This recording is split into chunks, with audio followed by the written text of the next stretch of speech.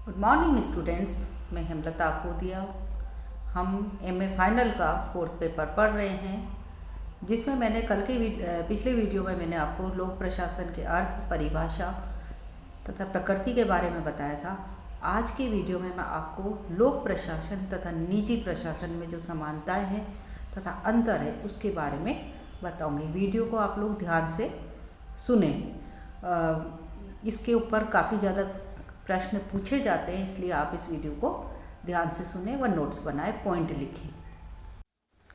बच्चों, लोक प्रशासन तथा निजी प्रशासन में प्राय समानताओं तथा असमानताओं का अध्ययन किया जाता है। विचारक हेनरी फ्योल, मेरी पी फॉलेट तथा एमएल उर्विक जैसे विचारक मानते हैं कि सभी प्रकार के प्रशासन एक समान होते हैं और सबकी आधारभूत विशेषताएं भी एक समान होती है। वे लोक प्रशासन व निजी प्रशासन के बीच कोई अंतर नहीं मानते हैं। हेनरी फ्योल कहते हैं कि अब हमारे समक्ष कई प्रशासनिक विज्ञान नहीं है, बल्कि केवल एक है जिसे लोक तथा निजी दोनों ही प्रशासनों के लिए समान रूप से भलीभांति प्रयोग किया जा सकता है। लोक तथा निजी दोनों ही प्रशासनों में बहुत सी बातें समान होती है। दोनों में मात्रा का अंतर है, प्रकार का नहीं। हम कह सकते हैं कि लोक प्रशासन तथा निजी प्रशासन के बीच अंतर अधिक नहीं है, जितना छोटे तथा बड़े संगठनों के बीच में होता है। तो पहले हम यहाँ पर बात करेंगे लोक प्रशासन तथा निजी प्रशासन की समानताओं के बारे में। तो इनकी जो समानता है उनको हम 6 बिंदुओं से देखते हैं, जिसमें पहला है व्यक्तिगत और लोक प्रशासनों में जिस कौशल की आवश्यकता है वह बहुत कुछ समान होता है, इसलिए लोक प्रशासन के पदाधिकारियों की नियुक्ति व्यक्तिगत प्रशासन में होती है और व्यक्तिगत प्रशासन के पदाधिकारियों की नियुक्ति लोक प्रशासन में। भारत में रिटायरमेंट के बाद, जब गवर्नमेंट सर्वेंट रिटायर हो जाता है, उसके बाद अधिकारियों को व्यावसायिक और औद्योगिक संस्थाओं में ले लिया जाता है। एडमिनिस्ट्रेटिव स्टाफ कॉलेज हैदराबाद में प्रशिक्षण पा रहे विद्यार्थियों को एक जैसी शिक्षा दी जाती है, चाहे वे सरकारी संस्थाओं से आए हों अथवा गैर सरकारी वाणिज्य एवं औद्योगिक संस्थानों से। ब्रिटेन में गैस, कोयला और विद्युत जैसे यातायात उद्योगों का राष्ट्रीयकरण करते समय लगभग सभी गैर सरकारी कर्मचारियों को राजकीय सेवा में ले लिया गया था। यदि व्यक्तिगत प्रशासन और लोक प्रशासन के बीच कोई मौलिक या आधारभूत अंतर होता तो ऐसा करना कठिन होता। दूसरी जो समानता है वह है प्रगति और विकास के सिद्धांत दोनों ही प्रशासनों को आंतरिक शक्तियों के माध्यम से आगे बढ़ाते हैं। प्रशासन चाहे सरकारी हो अथवा निजी, प्रगति तभी कर सकता है जब उसका आंतरिक संगठन कुशल और दृढ़ हो। तीसरी जो समानता है वह है दोनों ही प्रशासनों में बहुत सी प्रबंधात्मक तकनीकें समान रूप से पाई जाती है। हिसाब किताब रखने की पद्धति, फाइलिंग, रिपोर्टिंग, कार्यालय प्रबंध, आंकड़े उपलब्ध कराना आदि दोनों में समान रूप से प्रचलित है। दोनों ही प्रशासनों में लेन देन की भावना क्रियाशील है। बड़े स्तर के व्यावसायिक प्रशासन विभिन्न पहलुओं पर लोक प्रशासन के व्यवहारों से प्रेरणा प्राप्त करते हैं और अपने आप को नवीन परिस्थितियों के साथ समायोजित करने के लिए लचीला बनाते हैं। सरकारी प्रशासन भी व्यक्तिगत प्रशासन के प्रयोगों, प्राप्त परिणामों और नवीन तकनीकों की अवहेलना करके अपने हितों को नुकसान नहीं पहुंचाता। चौथी जो समानता है वह है दोनों ही प्रशासनों में जनसंपर्क का महत्व बहुत पहले ही अनुभव कर लिया गया था और अब सार्वजनिक क्षेत्र में भी इसके महत्व को समझ लिया गया है। समुचित जनसंपर्क के अभाव में न तो व्यक्तिगत प्रशासन सफल हो सकता है और न ही सार्वजनिक या लोक प्रशासन सफल हो सकता है। पांचवा अंतर है उसमें दोनों ही प्रशासन नई खोजों द्वारा नवीन सिद्धांतों, विधियों, उपकरणों आदि के आविष्कार में संलग्न रहते हैं, जिसके फलस्वरूप उनकी क्षमता में भी वृद्धि होती है। सार्वजनिक और निजी दोनों ही क्षेत्र में विविध प्रयोगशालाओं में दक्ष कर्मचारी शोध कार्य में लगे रहते हैं। अन्वेषण के धरातल पर भी दोनों प्रशासन लगभग समान होते हैं।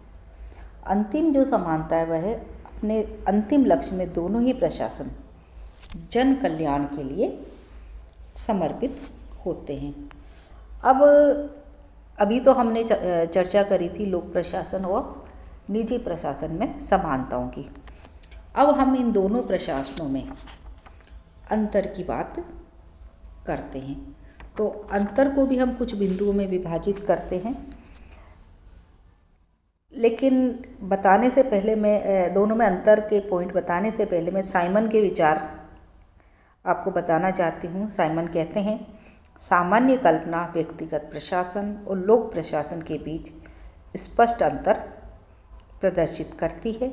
जनसाधारण के मन में यह विचार समाया रहता है कि जहाँ लोक प्रशासन की प्रकृति राजनीति है और वह नौकरशाही तथा लाल फीताशाही का शिकार है, वहाँ व्यक्तिगत अथवा निजी प्रशासन इन दोनों दोषों से मुक्त है।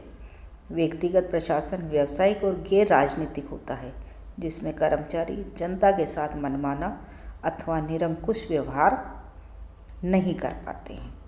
लोक प्रशासन में कुछ और भी ऐसे तत्व होते हैं जो उसे व्यक्तिगत प्रशासन से अलग करते हैं, जैसे एकता और निष्पक्षता, सेवा भाव, उत्तरदायित्व, लोक नियंत्रण आदि। तो ये विचार थे साइमन के। अब हम दोनों में अंतर की बात करते हैं तो वास्तव में जो लोक प्रशासन है और व्यक्तिगत प्रशासन, अगर हम उदाहरण के रूप में कहें तो भारत सरकार लोक प्रशासन अथवा टाटा परिवार के व्यक्तिगत प्रशासन में क्षेत्र, उद्देश्य, प्रक्रिया, प्रकृति, उत्तरदायित्व व जन दृष्टिकोण की दृष्टि से इनमें अंतर हम कर सकते हैं। तो पहला जो अंतर है दोनों में, जो असमानता है, वह है क्षेत्रों की भिन्नता की। व्यक्तिगत प्रशासन का क्षेत्र लोक प्रशासन के क्षेत्र की तुलना में सीमित रहता है। सार्वजनिक क्षेत्र के बड़े उद्योगों में अरबों रुपए सुगमता से लगा दिए जाते हैं, जबकि निजी क्षेत्रों में एक दो अथवा कुछ उद्योगपति मिलकर भी इतनी धनराशि नहीं लगा पाते। इस प्रकार से लोक प्रशासन का क्षेत्र निजी प्रशासन से व्यापक होता है। लोक प्रशासन का संपर्क बहुत कुछ उन मूल सेवाओं से है जो जन कल्याण और संस्कृति के व्यापक विकास के लिए आवश्यक है। जैसे हम कह सकते हैं पुलिस, सामाजिक सुरक्षा, शिक्षा और लोक निर्माण कार्य आदि। इन सेवाओं के फलस्वरूप लोक प्रशासन का क्षेत्र और प्रभाव बहुत अधिक व्यापक हो जाता है। इसके विपरीत निजी प्रशासन, जिसका मुख्य उद्देश्य व्यापक लाभ अर्जन करना होता है, स्वयं को प्राय इस प्रकार की सेवाओं से व्यापक रूप से नहीं जोड़ता और छोटे संगठनों तक ही सीमित रहता है। रेलवे, सेना, आकाशवाणी आदि व्यापक संगठन लोक प्रशासन के विषय हैं, जबकि निजी प्रशासन का क्षेत्र अधिकांशतः छोटे संगठनों तक ही सीमित रहता है। अब दूसरा जो अंतर है वह है उद्देश्यगत भिन्नता। निजी प्रशासन लाभ के लिए होता है, लोक प्रशासन सेवा के लिए। एक व्यापारी का मुख्य दृष्टिकोण होता है कि व्यापार से उसे क्या मिलेगा। इस पर पूरी तरह विचार करने के बाद ही वह किसी उद्यम को प्रारंभ करता है। लोक प्रशासन का मापदंड लाभ प्राप्ति नहीं होता है, वह लोक कल्याण के लक्ष्य से अपनी नीतियां निर्धारित करता है। वह लाभ की अपेक्षा अधिकाधिक जनहित की दृष्टि से कार्य करता है। लोक प्रशासन का मुख्य लक्ष्य उन सेवाओं की व्यवस्था करना है जो जनता की सुरक्षा, स्वतंत्रता, सुविधा आदि के लिए अनिवार्य है, चाहे उनसे प्रशासन को आर्थिक लाभ हो अथवा ना हो। लोक प्रशासन को प्राय उन कार्यों और सेवाओं को भी अपने हाथों में लेना पड़ता है जिनसे राजकोष में घाटा होता है, लेकिन घाटा सहकर भी ऐसी सेवाएं चालू रखी जाती है क्योंकि वे समाज के लिए आवश्यक है। निजी प्रशासन तथा व्यक्तिगत प्रशासन के अंतर्गत ऐसा नहीं होता। हम लोग देखते हैं अपने आसपास पार्कों का रखरखाव सरकार करती है, सड़कों का निर्माण करती है या हमारे लिए हॉस्पिटल्स खोलती है। ये सब लोक प्रशासन का जो सार्वजनिक सेवाओं के प्रति दृष्टिकोण है उसको इंगित करते हैं। अगला जो अंतर है वह है प्रचार की दृष्टि से। व्यक्तिगत प्रशासन में विज्ञापनों द्वारा स्वयं को लोकप्रियता अर्जित की जाती है, जबकि लोक प्रशासन में कोई भी सदस्य, चाहे वह कितना ही विशिष्ट क्यों न हो, अपने नाम के प्रचार आदि से बचने का प्रयत्न करता है। अपनी वस्तुओं के दिखावे का व्यक्तिगत प्रशासन में जितना ध्यान रखा जाता है उतना लोक प्रशासन में नहीं। लोक प्रशासन में सरकार के अनियंत्रित प्रचार को ठीक नहीं समझा जाता है।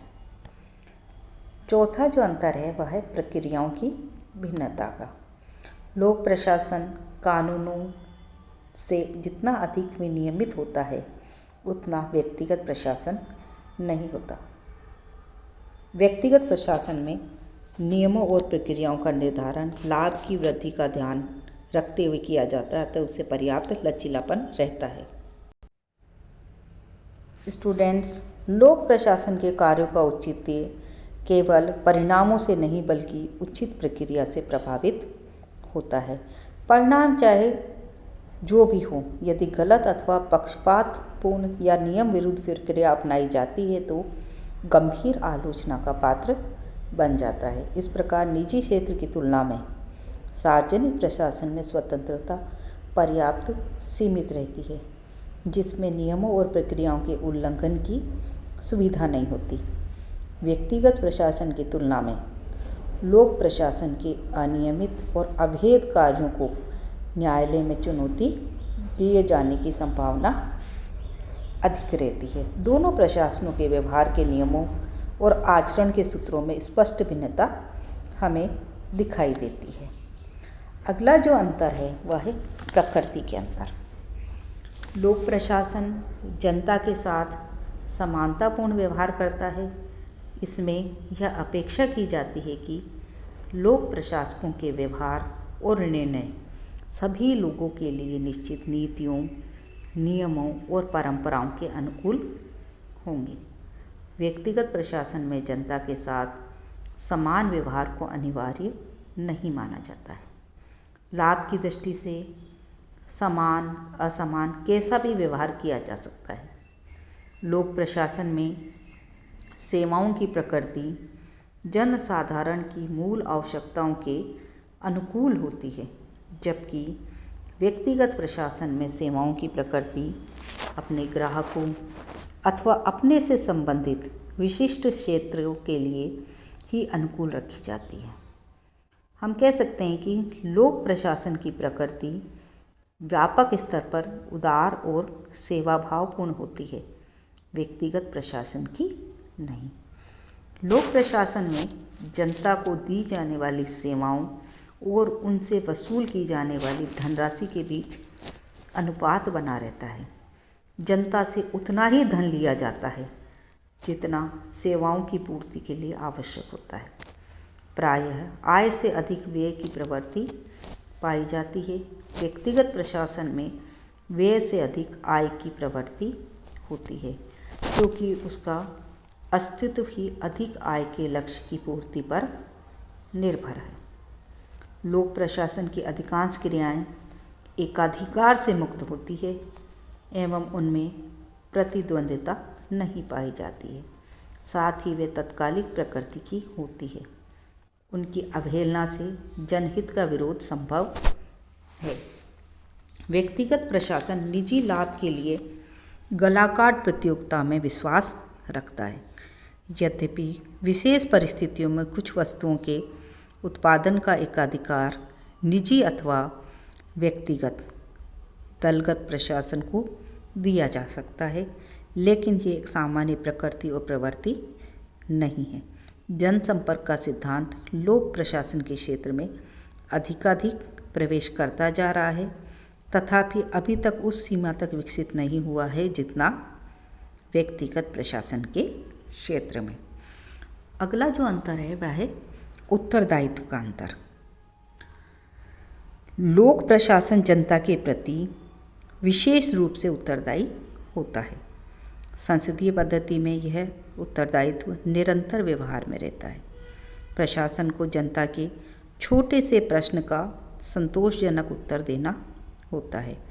निर्वाचित प्रतिनिधियों के माध्यम से जनता जिन इच्छाओं को अभिव्यक्त करती है, प्रशासन को यथाशक्ति उनका आदर कर उनके अनुरूप कार्य करना होता है। प्रशासन जनता के प्रति उत्तरदायी होता है। व्यक्तिगत प्रशासन जनता के प्रति इस रूप में उत्तरदायी नहीं होता। वह जनता के बहुत छोटे भाग अथवा ग्राहकों के प्रति भी वहीं तक उत्तरदायित्व के निर्वाह की चेष्टा करता है जहां तक उसके लाभ का लक्ष्य पूरा होता रहे। उत्तरदायित्व के दृष्टिकोण से दोनों में एक अन्य अंतर भी है। व्यक्तिगत प्रशासन को जनता की रुचि और मांग के अनुकूल वस्तुएं उत्पादित करने की दृष्टि से अधिक उत्तरदायी रहना पड़ता है, जबकि लोक प्रशासन में यह सक्रियता प्राय नहीं हो पाती। यह कहना अनुचित न होगा कि इस दृष्टिकोण से व्यक्तिगत प्रशासन लोक प्रशासन के लिए प्रेरक तत्व है। अगला जो अंतर है वह है जन दृष्टिकोण की मान्यता संबंधी अंतर। दोनों प्रशासनों के प्रति जनता का जो दृष्टिकोण की मान्यताएं हैं वह अलग अलग है।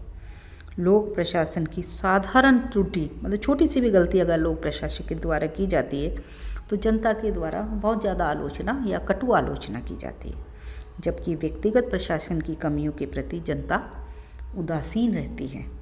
सरकारी प्रचार की ओर से जनता का प्राय कम आकर्षित होती है, निजी प्रशासन के प्रचार की ओर अधिक। दूसरी ओर यह भी तथ्य है कि लोक प्रशासन को भ्रष्ट और अकुशल मानते हुए भी जनता उसकी आलोचना करने से अपेक्षाकृत भय खाती है, डरती है। लोक प्रशासकों की नाराजगी का भय जनता को जितना अधिक सताता है, उसकी तुलना में व्यक्तिगत प्रशासकों की नाराजगी की जनता प्राय परवाह नहीं करती है। लोक प्रशासन के अवैध अथवा अनियमित कार्यों को न्यायालय में चुनौती देने के लिए जितनी आकांक्षा जनता में पाई जाती उतनी निजी प्रशासन के संदर्भ में नहीं पाई जाती है। अगला जो अंतर है वह है वित्तीय प्रशासन की भिन्नता। लोक प्रशासन पर बाह्य वित्तीय नियंत्रण रहता है। लोकतंत्रीय शासन में यह एक मान्य सिद्धांत है कि करों द्वारा एकत्रित धन जन कल्याण पर ही व्यय किया जाना चाहिए, व्यक्ति अथवा समुदाय विशेष के लाभ में नहीं। अतः धन की तेली जनता के प्रतिनिधियों अथवा व्यवस्थापिका के हाथों में रहती है। इस प्रकार की पृथकता व्यक्तिगत प्रशासन में देखने को नहीं मिलती। वित्त के संबंध में दोनों प्रशासनों के प्रति जन दृष्टिकोण भी विचित्र है। एक पूंजीपति के उद्योग में लाखों के घोटाले पर भी संसद में कोई प्रतिक्रिया नहीं होती, जबकि 5 रुपये का गबन कांड भी जन लेखा समिति के प्रतिवेदन द्वारा राष्ट्रीय स्तर तक गूंजता है। और अन्य जो अंतर हैं वह इस प्रकार हैं। व्यक्तिगत और लोक प्रशासन में कुछ और भी अंतर हम गिन सकते हैं, जैसे लोक प्रशासन में व्यक्तिगत प्रशासन की अपेक्षा कर्मचारी की सेवाएं अधिक सुरक्षित हैं। व्यक्तिगत अथवा दलगत सेवाओं में कर्मचारी मनोवैज्ञानिक रूप से अपने को सुरक्षित नहीं मानते। व्यक्तिगत प्रशासन के कर्मचारी के मस्तिष्क में हड़ताल, असहयोग आदि यंत्रों की स्वतंत्र प्रयोग के संबंध में इतना मनोवैज्ञानिक भय नहीं रहता जितना लोक प्रशासन के कर्मचारियों में रहता है। लोक प्रशासन सीधा जनता के प्रति उत्तरदायी होता है, जबकि व्यक्तिगत प्रशासन बहुत कम सीमा तक और वह भी परोक्ष रूप से जनता के प्रति अपना उत्तरदायित्व समझता है। लोक प्रशासन में अतिरिक्त अथवा बची हुई धनराशि को पुनः सार्वजनिक हित के कार्यों में लगा दिया जाता है, जबकि व्यक्तिगत प्रशासन में यह लाभ पूंजीपतियों की जेब में जाता है अथवा शोषण के नवीन यंत्रों के उत्पादन में लगाया जाता है ताकि लाभ की मात्रा बढ़ सके। कानून का हस्तक्षेप भी व्यक्तिगत प्रशासन की अपेक्षा सार्वजनिक प्रशासन में अधिक रहता है। यह कहना अनुचित न होगा कि व्यक्तिगत और लोक प्रशासन में अंतर आज बड़ी तेज़ी से मिटते जा रहे हैं। लोकतंत्र लोक प्रशासन को सार्वजनिक रूप दे रहा है, जबकि समाजवाद इसमें व्यक्तिगत प्रशासन जैसी दक्षता लाने के लिए उसे व्यक्तिगत प्रशासन के निकट ला रहा है। इसी तरह कुछ अर्ध व्यक्तिगत और अर्ध लोक प्रशासन के क्षेत्र भी उत्पन्न हो रहे हैं। उदाहरण के रूप में हम बता सकते हैं कि एक राजनीतिक दल का प्रशासन किस श्रेणी में रखा जाना उसे कठिन है। अंत में निष्कर्ष रूप में हम कह सकते हैं कि व्यक्तिगत प्रशासन और लोक प्रशासन दोनों एक ही मूल विद्या के दो उपसर्ग हैं, किंतु अपने अलग अलग महत्व और पृथक नीतियों के कारण दोनों ने भिन्न स्वरूप ग्रहण कर लिया है, जिनमें अब कहीं धीरे धीरे और कहीं तेजी से परस्पर निकटता आती जा रही है। धन्यवाद।